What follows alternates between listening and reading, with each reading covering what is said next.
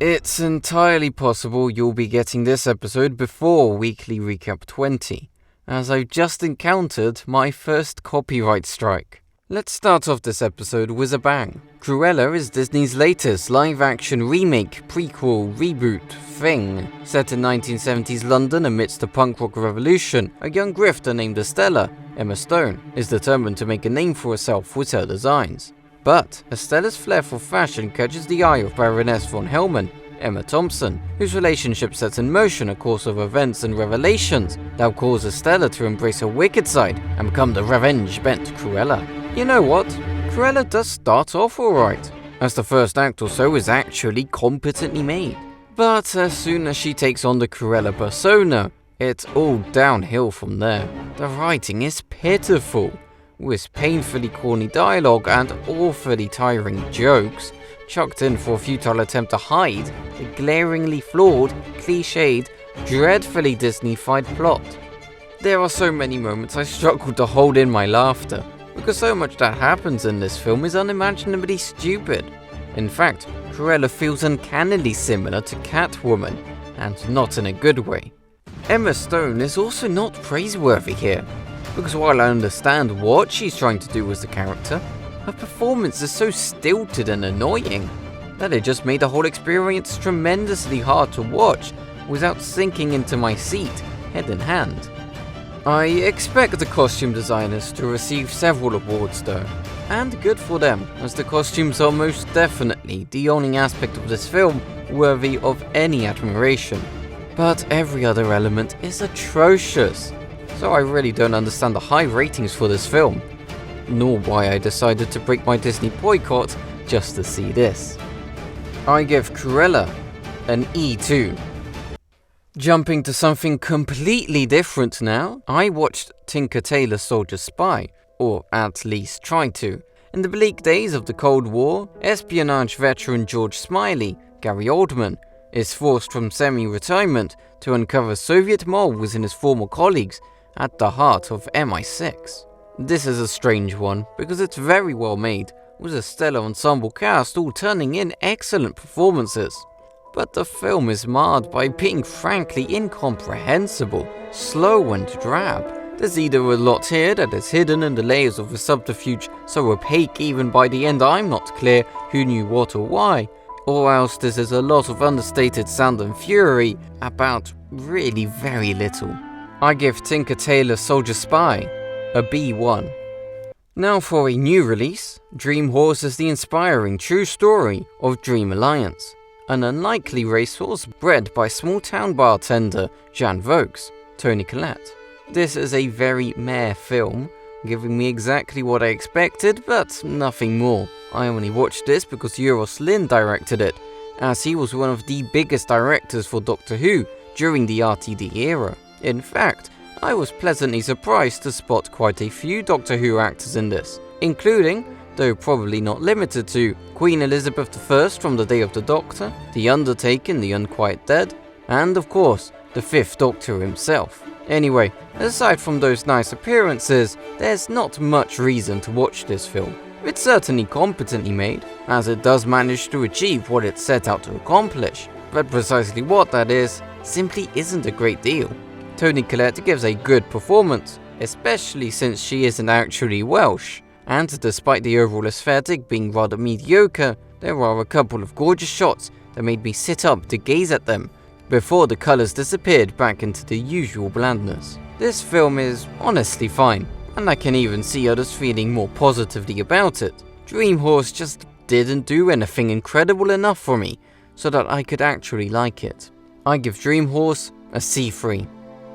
Allow me to interject this recap with my weekly dose of anime, and you can expect a lot more anime in the coming weeks. SSSS.Gridman is a mecha vs kaiju anime with the obligatory inclusion for a high school drama.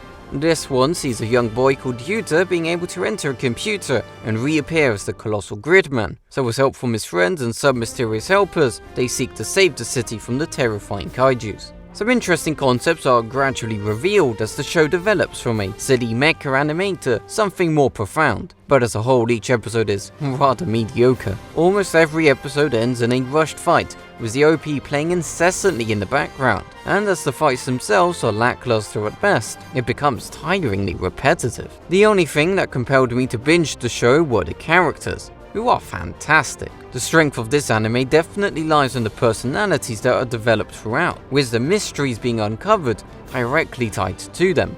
Oh, and spoilers ahead, though in short I think it's at least worth a try, even if I don't think it's particularly great.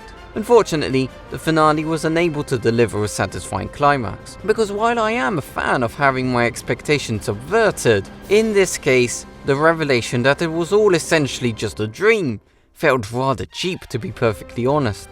I thought the characters were heading in interesting directions, but all of their growth is annoyingly cut short, undermining the original premise that I felt was flawed but intriguing, and replacing it with something much less imaginative. And while I understand the reasons for the retro style, which admittedly is rather clever, as someone who is completely ignorant of the universe this is a part of, and not at all a fan of the tokusatsu shows that Gridman homages, there's little surprise I was unable to discover anything that I could truly call incredible. I give SSSS.Gridman a C3. Another series now, only this time it's the Norwegian show Ragnarok. The general gist is that a teenage boy is surprised to learn he is the embodiment of Thor, and so he begins the fight against the giants, who are destroying the planet.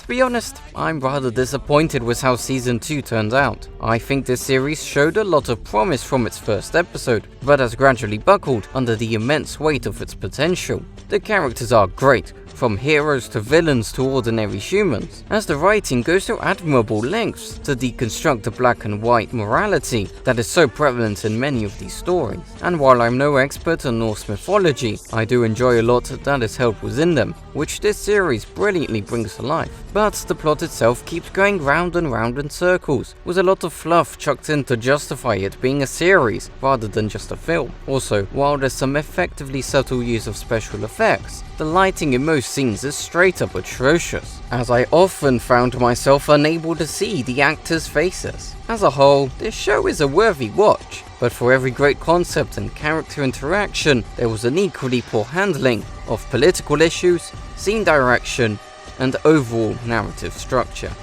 I give Ragnarok a B3.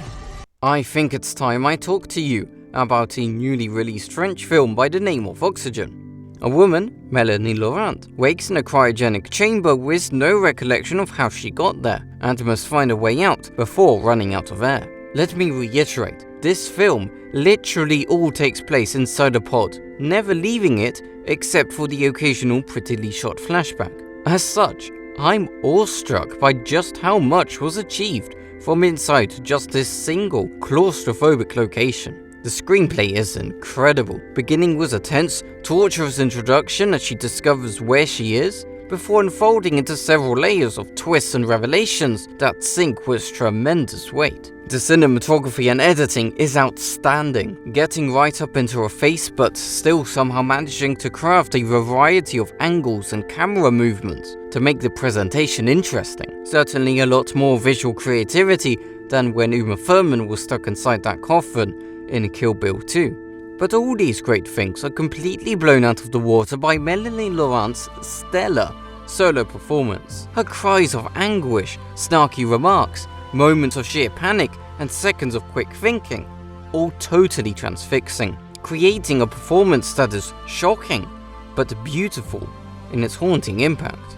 This is a very uncomfortable experience, and I would even say that the film overstays its welcome a tad, but what was achieved in such a tight manner is nothing short of incredible. I give Oxygen an A3+. Now to end this weekly recap, not with Doctor Who for once, but rather a rewatch of the most recent Spider-Man movie.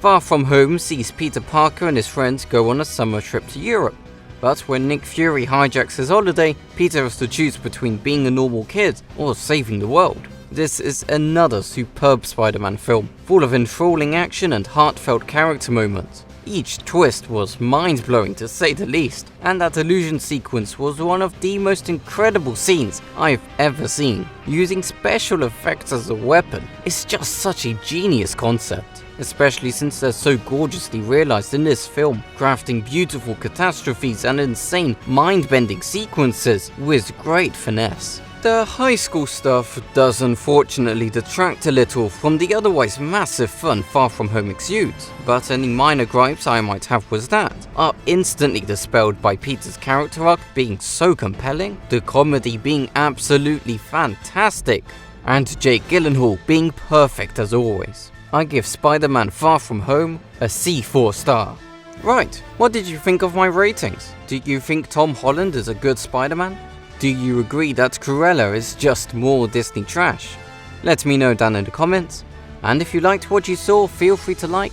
If not, feel free to dislike, and consider subscribing so as to not miss out on more weekly recaps. And of course, special thanks to my patron, Luke, who helped to make this episode happen.